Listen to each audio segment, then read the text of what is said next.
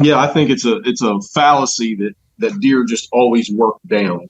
Those thermals drop in the evening, especially on the eastern sides of the mountains.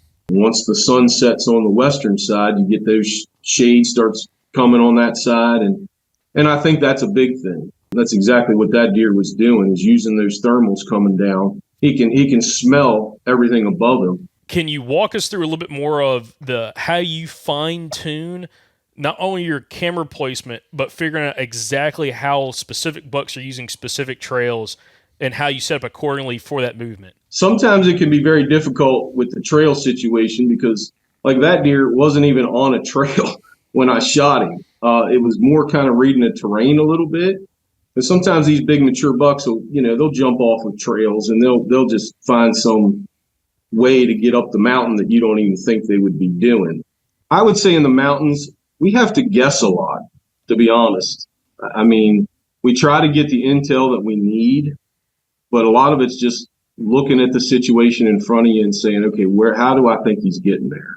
Because oftentimes, yes, they're going to be in a small area, but he might be bedded over here one day and over here the next day. So trying to figure out exactly which trail he's coming out that day can be difficult. So yeah, I probably try to.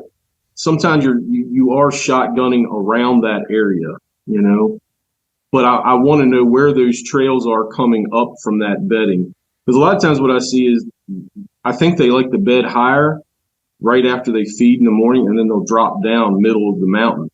So I'm going to maybe look at where is that at and how are they coming back up out of that, and try to see where that confluence of trails, there might be 3 or 4 trails coming together in one place.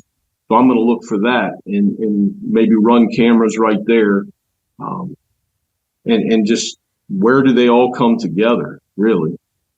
If I can find that and see where that's happening, there's a camera going there for sure. I mean, because I want to see what's coming in and out of there. And then I might back some of those cameras up after those trails split, too. So you maybe aren't bumping it too much or whatever.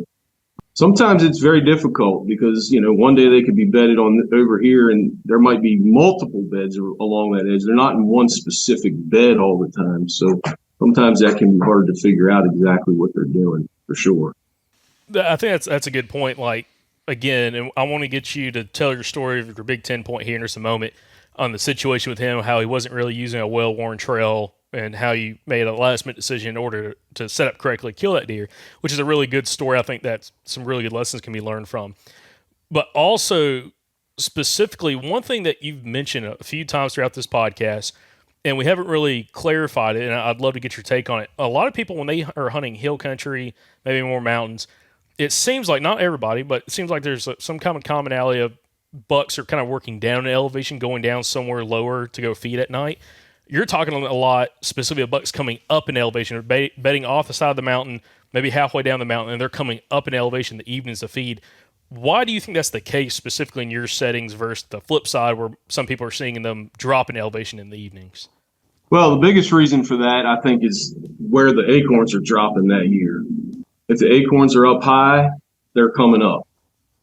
I mean, that's just the simple part of it. I mean, if you've got them spread out, all levels of the mountain, they may not do that as consistently, but it just depends. If they're dropping lower in the mountain that year, maybe down around the creeks and stuff like that, they're probably going to do more dropping down that year.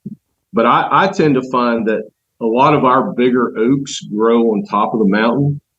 And it just seems like those bigger oaks are the ones that are the most consistent producers from year to year. And you'll get like groups of those trees on the top of the mountain. You might have a group of 10 of them or something like that. And red oaks seem to be more consistent here. Like I have found one tree, white oak tree, that's had acorns on it, one. And I've looked at a bunch, and it just seems like they're not here this year. So obviously focusing on that, that's a waste of time.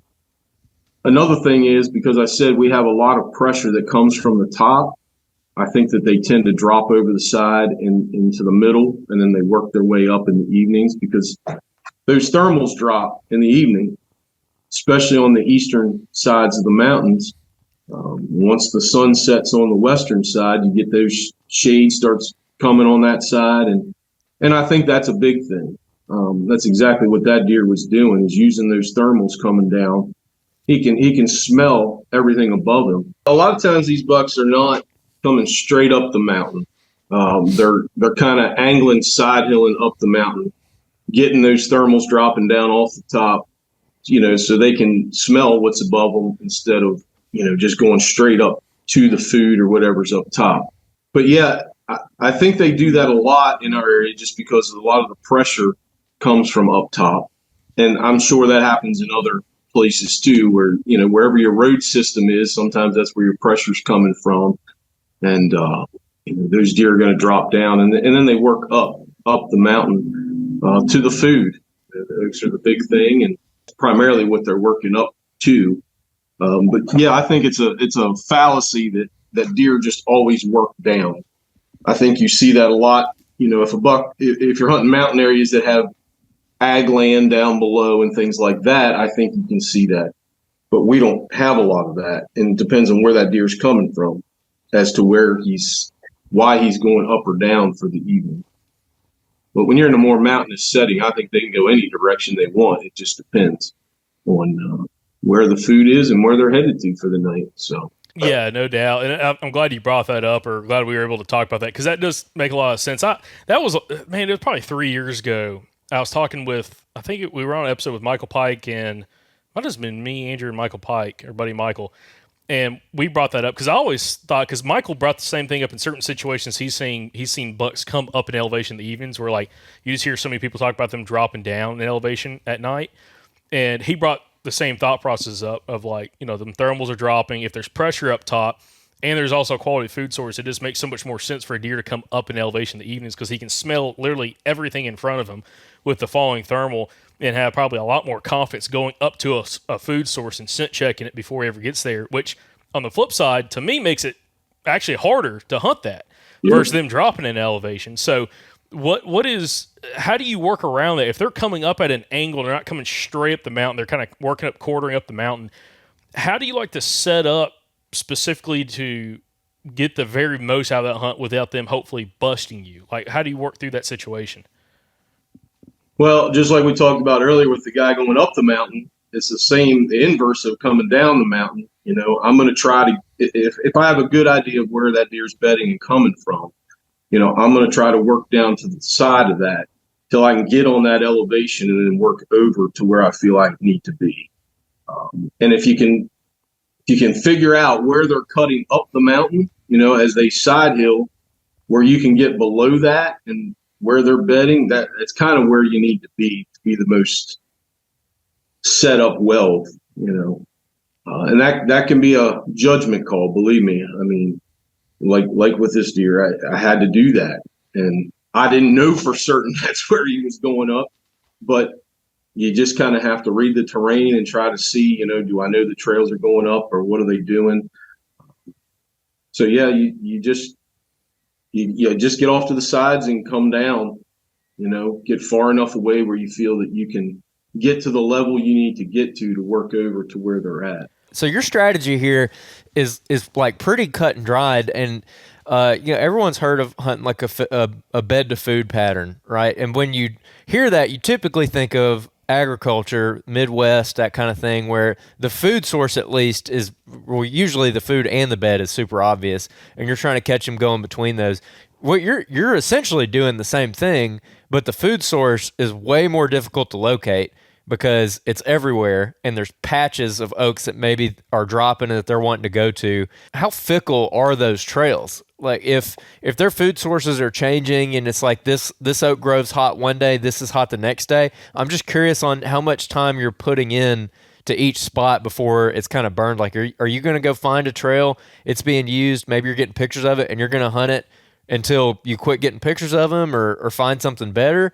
Or are you hunting a different area pretty much every single time you go and you're just bouncing around trying to run into them? I'm trying to not bounce around as much. But if I know where that bedding area is and you're not seeing that movement, I'm I may change like sides that I'm hunting. Maybe I think that he's coming out this way one night. He doesn't come out that way. Maybe I need to change and hunt the other side where he might be coming out a different direction. Because I've seen that where there's, different bedding or trails coming up out of certain bedding areas, that they're utilizing. So, if I feel I need to make that move, I will.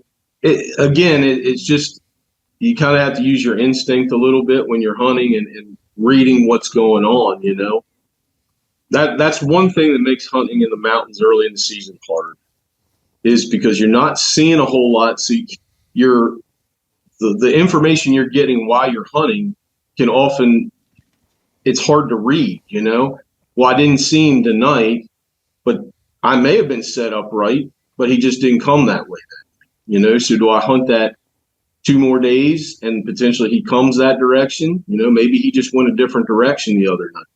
And I've actually seen that on cameras. I've had some bucks where, like, I had them come by me one night. These are usually younger bucks that I'm not trying to shoot, but then I get pictures of them going a different direction, maybe a night or two different, when I hunted that same stand. So sometimes that can be difficult, and you might have to hunt it a couple days. And when you're not seeing a lot of deer and you're specifically just targeting that deer, you're probably not going to see many deer. Oftentimes, but you're just making judgments as you go along, and that can be difficult, But if you feel that you're set up right, and maybe your cameras are showing you, well, he came through here a couple times this week. Well, maybe I need to put another day or two into hunting this.